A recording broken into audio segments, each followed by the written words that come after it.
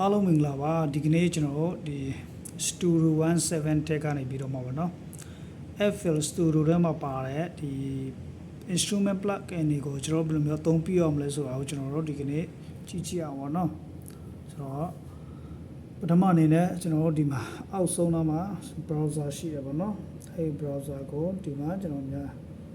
ထိုးထားတယ် okay ဒီမှာเนาะတကယ်တော့ဒီမှာဒါဒီလိုပုံမှန်ဖြစ်နေရမှာเนาะဒီလိုပုံမှန်အရင်ကြလာမှာဖြစ်တယ်ဒီမှာဒါဆိုရင်ဒီမှာ instrument တွေကိုသွားမယ်ဒီ piano ပုံစံလေးပေါ့เนาะအဲ့ဒီ piano ပုံလေးကိုနှိပ်မယ်ဒါမျိုးဖြစ်လာမယ်ဒီကျန်ဒီမှာအများကြလာမယ်ဘာမှကျွန်တော်စဉ်းစားရမှာမဟုတ်เนาะတခြားစဉ်းစားကြမလို့ဘူးတခြားစဉ်းစားရင်တော့ကျွန်တော်ရွာလဲသွားမယ်ပေါ့เนาะဒီမှာသူ့ရဲ့ပါတယ် FL Studio VSTi ပေါ့เนาะအောက်မှာတော့ multi ပေါ့เนาะ FL Studio VSTi multi အပေါ်မှာတော့ VSTi ပေါ့เนาะကျွန်တော်တော့ဒါယူလိုက်မယ်เนาะဒါကိုဒီမှာဆွဲချလိုက်မယ်အဲ့လိုမျိုးဆွဲချပြီးရင်ဒီမှာပေါ်လာတွေ့လား bounce ကျလာပြီဘာလို့လဲအတန်မမြည်သေးဘူးဖြစ်တယ်เนาะဆိုတော့ကျွန်တော်ဘာပြန်လုပ်မလဲဆိုရင်ဒီမှာ FL Studio ပုံလေးเนาะသူ့ရဲ့ပုံလေးရှိတယ်ဒီမှာအဲ့ကောင်နှိပ်လိုက်မယ်အဲ့ဒါဆို FL Studio နဲ့ရောက်သွားပြီเนาะအဓိကတော့ကျွန်တော်တို့ဒီ DAW နှစ်ခုရှိထားဖို့လိုပါဗောနော်ဆိုတော့ဒီမှာသူ့ရဲ့ဒီကလေးဟိုဒါမကြလာဘူးဆိုရင်ဒီမှာ channel rock ရှိတယ်ဒီ channel rock ထဲဝင်လိုက်အဲ့ဒါဆိုရင်ဒီကောင်လေးကြလာတယ်ပြီးကြရင်ဒီမှာ similar ဗောနော်အဲ့ကောင်ကိုအဲ့လိုမျိုးတွားလို့မရအောင်เนาะ right click ထောက်ရမယ် right ညာ click ထောက်မယ်ပြီးကြရင်ဒီမှာ replace ရှိတယ် replace ကနေပြီးတော့မှနှိပ်လိုက်ရင်တွားလိုက်ရင်ကြိုက်တာအကုန်လုံးတုံးလို့ရနော်ကြိုက်တာအကုန်လုံးတုံးလို့ရတယ်ထားပါတော့နော်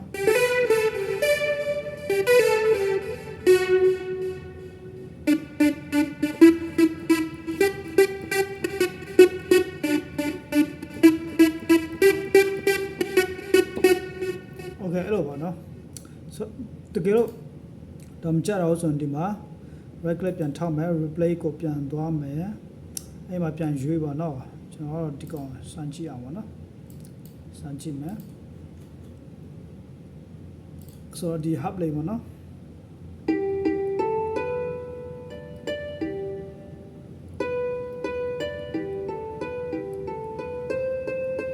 โอเคဆိုတော့ဒီကောင်ကြိုက်တယ်ဆိုရင်ကိုကြိုက်တဲ့အယူပြီးရင်ဒီမှာထွက်မယ်ဒီမှာနော်ချစ်ချစ်ခါနဲ့ထွက်မယ်ထွက်ပြီးရင်ဒီကောင်လည်းချစ်ချစ်ခါနှိပ်မယ်โอเคဒါဆိုရင်ဒီကောင်တော့ရှုပ်ခိုင်းနေဆိုရင်တော့ဒီ browser ပြန်နှိပ်လိုက်ပါနော်အဲ့ဒါဆိုပြသွားပြီတွေ့လားမရှိတော့เนาะဆိုတော့ဒီမှာ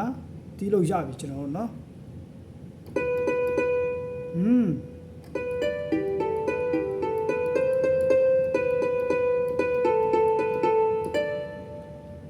โอเคကြာလာပြီเนาะဆိုတော့ဒီမှာကျွန်တော် record လုပ်ကြည့်မယ်เนาะ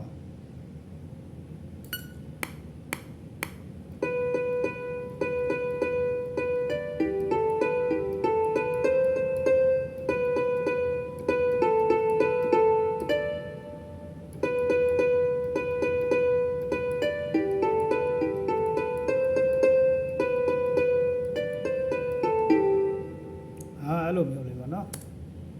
ဆိုတော့ကျွန်တော်ဒါပါပဲတကယ်လို့ကျွန်တော်ပြန်ပြီးတော့တခြားပြန်ထပ်သုံးချင်တယ်ဆိုတော့ဒီမှာအဲ့လိုပဲပေါ့เนาะဒီမှာ browser ပြန်သွားမယ်ဒီမှာဒါရောဒီ FL Studio VSTi ပေါ့เนาะအဲ့တော့ပဲပြန်ခေါ်လိုက်မယ်အဲ့ဆိုနောက်တစ်ခုကြာအောင်ပေါ့เนาะတွေ့လားအမှတစ်ခုပြန်ကြာလာပြီဆိုတော့ဒီမှာတုံးစံတိုင်းပဲဒီနေရာပြန်သွားမယ်အဲ့မှာ channel rack ကြာလာမယ်မရှိရင်ဒီမှာသွားခေါ်မယ်ကြာလာပြီညာ click ထောက်မယ် right click ထောက်မယ်ပြီးကြရင်ဒီမှာ replace အဲ့ replace ကိုတွားမယ်တွားပြီးရင်ကိုကြိုက်တဲ့ဟာကိုနှိပ်လိုက်ပါတော့ကျွန်တော်ဒီမှာ base ပေါ့နော်အဲ့ကောင်နှိပ်မယ်ဆိုရင်ဒီမှာ base ကြာလာပြီတွေ့လားဒီ travel ကို short မယ် mic ကိုတင်မယ်ပေါ့နော် okay base ကြာလာပြီဆိုတော့ချစ်ခဏပဲပြန်ထွက်မယ်ရပြီဒါဆိုကျွန်တော် base ရပြီ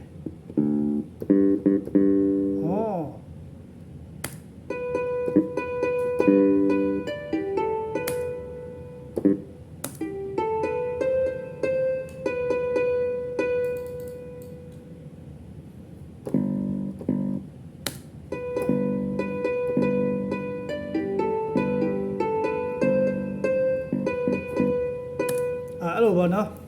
ဆိုတော့ဒါကတော့ကျွန်တော်အကြမ်းပေါ့နော်ဒါနဲ့တစ်ဆက်တည်းကျွန်တော်ပြောပြမယ်ဆိုတော့ဒီမှာကျွန်တော်တို့ဒီထားလေးပေါ့နော်အဲ့ဒီကောင်ကိုနှစ်ချက်ဘက်ကလေးနဲ့နှစ်ချက်ထောက်လိုက်အဲ့ဆိုဒီမှာပြန်လို့တော့ကြာလာပြန်လို့ထဲမှာကြည့်လိုက်မယ်ညီတဲ့အရှိမညီတဲ့အရှိနော်ဆိုတော့အဲ့ဒါကိုကျွန်တော်ညီအောင်ကျွန်တော်ဘယ်လိုမျိုးလုပ်မလဲဆိုရင် audio ဖြစ်ဖြစ်ဒါကတော့ audio ပဲဖြစ်ဖြစ်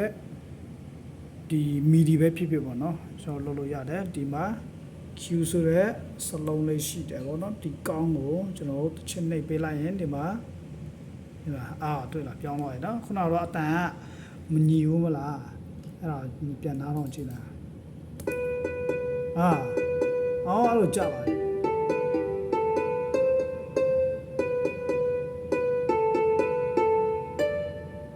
အဲ့လိုလေးပေါ့နော်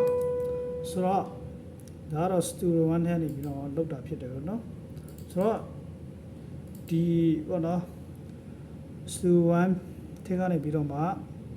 ဒီ FL Studio ရဲ့ပါတယ်ပေါ့နော်ဒီ instrument plugin တွေကိုကျွန်တော်သုံးတာဖြစ်တယ်ဆိုတော့အားလုံးအဆင်ပြေမယ်လို့ကျွန်တော်မျှော်လင့်ပါတယ်